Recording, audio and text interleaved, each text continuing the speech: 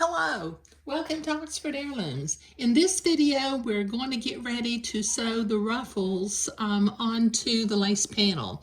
Now, I do have all 4 lace panels created, and I've marked it at the miter point, 9 inches in, and then I marked it at the halfway mark, and at the quarter-way and 3/4 mark. Okay, all right, and likewise, before in another video, I didn't mark the corners, but I did mark the quarter marks and the halfway marks with a blue mark and the 3/4 mark. So let me move my panel off to the side for just a minute, and I'm going to pick up one ruffle at a time. And I've got my machine set for a straight stitch and the appropriate stitch length for sewing a basting seam. So I am going to sew 2 basting seams on each ruffle. I'm going to begin at the miter mark because I do not want to gather the miter part of the ruffle. Okay, so I'm going to sew the first gathering seam 1/8 of an inch from the edge of the fabric, and then I'll sew the second gathering thread 1/4 inch away from the first one. Let me make sure my threads are kind of going in the back. Okay, so I'm going to sew my first one, like I said, 1/8 of an inch away from where I tore the top of the fabric.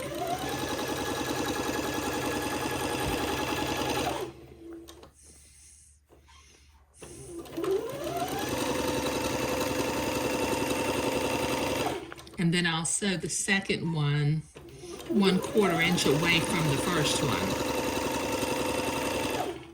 Okay, so this is going to take me a while to get all 4 panels sewn with basting stitches, so I'll be right back. Okay, so I have all of my basting threads sewn on. Okay, now I've got the word top right here so that I know that this is the top side of my ruffle, and I want my ruffle, my lace, to flow from left to right, going around the 3x3 embroidered quilt sort of piece. Okay, I've got my sewing machine reset for a standard stitch, so I'm going to carefully line up my blue mark, my miter mark, with the corner of the panel, and I'm going to begin to pin this into place, and then I will carefully gather the fabric until it eases in to the right size. So I got to get my pins over here. Let me get my box of pins open. Okay, so that's lined up on the miter, and I'll begin to pin this to the entredot. I'm going to line up my quarter marks.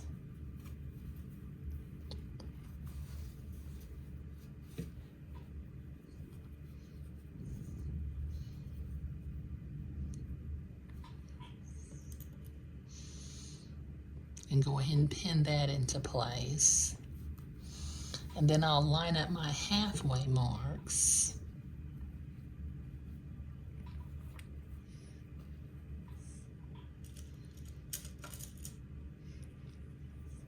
And pin that into place.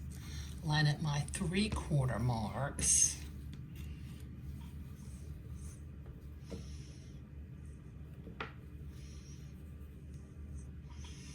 And pin that into place. And then line up my last miter mark with my other corner.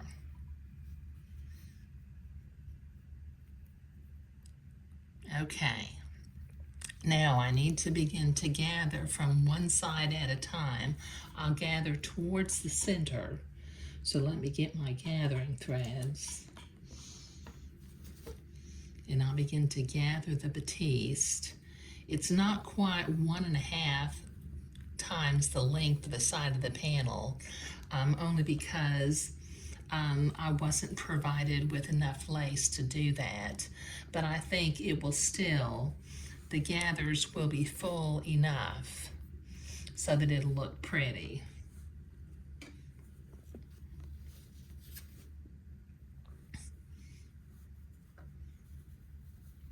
Okay, let me ease that along the middle. Okay, now I've got it a little bit too short, so let me ease it back out. Okay, then I'll start pinning this ruffle into place.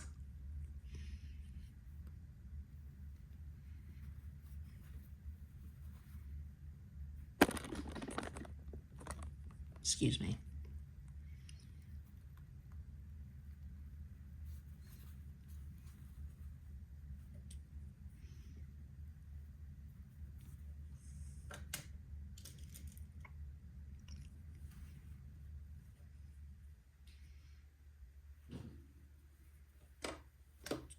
Okay, I've got the middle quarter centered. Let me ease my gathers along the basting threads and get it the same length as the outside quarter. There. Okay, and then we'll begin to pin that into place.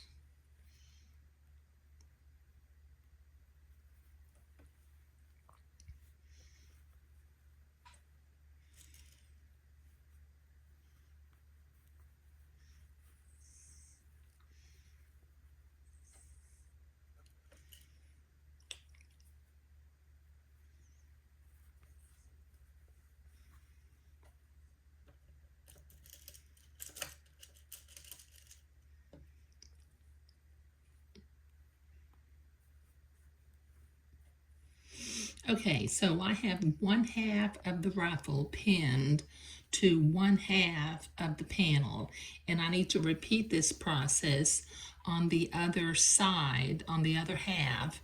I need to gather and then ease and then pin, but I'll do that off camera, so I'll be right back. Okay, so I have this ruffle all pinned along the entrecôte edge of the middle panel. So I'm going to start at this corner, and I'm going to go backward and forward a couple of stitches. Take my pins out as I come to them, and I'm going to begin to sew with a straight stitch. Sew this entrecôte to the ruffle. Just sew right to the right of the entrecôte ladder. Oh, I forgot I sped my machine up. I need not press my foot quite so hard. I think I'll move that back a little bit just so that it doesn't run away from me.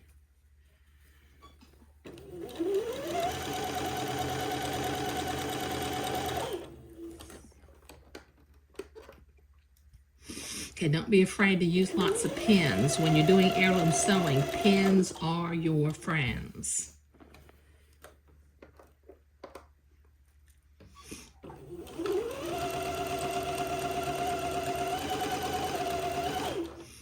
Okay, so this is going to take me a minute to get this hole. It's a little bit more than 3 feet, but not a whole lot more.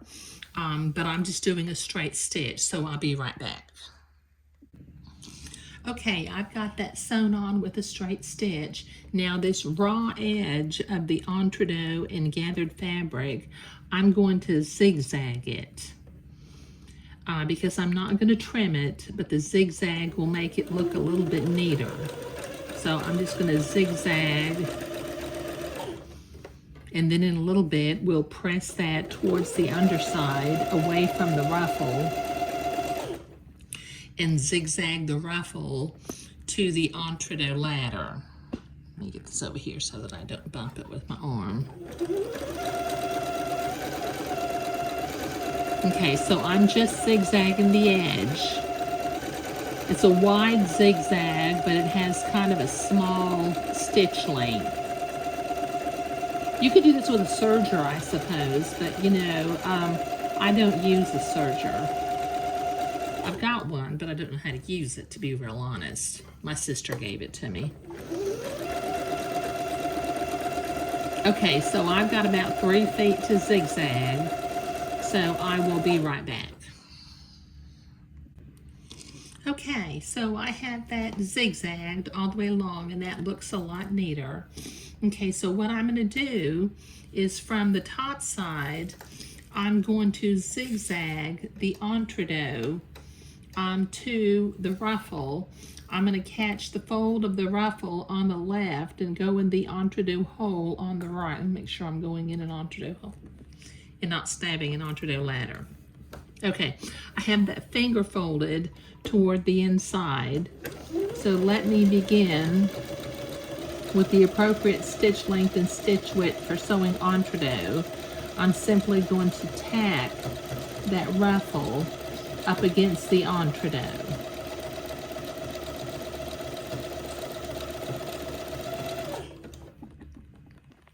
Excuse me, I think I'm hitting my tripod with my arm as I do this. I'm trying to keep my arm out of the way, but maybe I better not do that. Maybe I better just be on the right side of the tripod.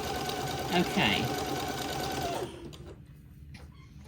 Okay, so this will take me a little while to get this whole side zigzag. So I'll be right back.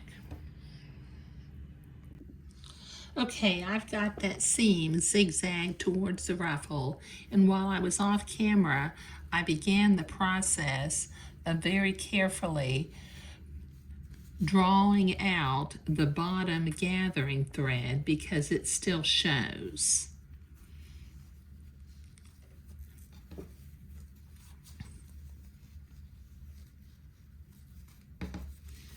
If you're just pull slowly and carefully, it'll all come out just like that. And then we'll reach to the inside underneath the entree. Let me see where it is.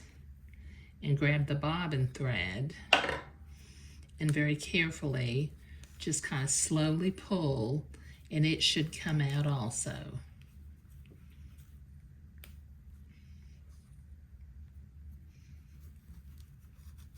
Okay, I think I may have caught it in a few places with my zigzag. Well, it won't show underneath, but we've got it out on the top.